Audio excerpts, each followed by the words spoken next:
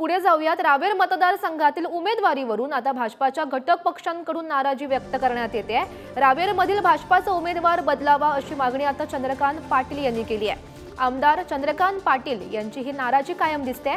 आमदार चंद्रकांत पाटील आमच्या सोबत असल्याचं रक्षा खडसे यांनी स्पष्ट केलंय। नाराजी नाट्याचा भाजपाला फटका बसण्याची मात्र शक्यता वर्तवण्यात येते।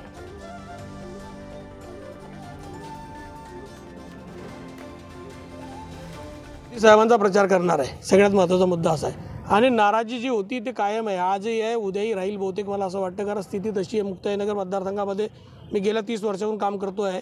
मला माहिती तिथल्या काम करणाऱ्या लोकप्रतिनिधींची पद्धत काय, त्याच्यामुळे ती नाराजी येते। ते बदलले पाहिजे अशी अपेक्षा आपण प्रत्येक वेळी ठेवतो।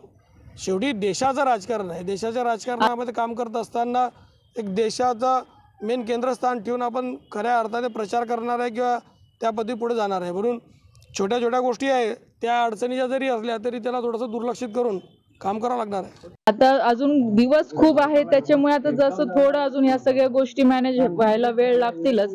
पण सगळे जेवढे घटक पक्ष आहे, शिंदे साहेबांचं शिवसेना असेल, रिपा असेल, अन्य पक्ष जेवढेही आहे ते आमच्या सोबतच आहे। असं कालच आमच्या आदरणीय गिरीश भाऊंच्या सोबत ही बैठक झालेली आहे। नक्कीच आपले स्थानिक आमदार चंदूभाऊ हे सुद्धा आपल्या सोबत राहतीलच।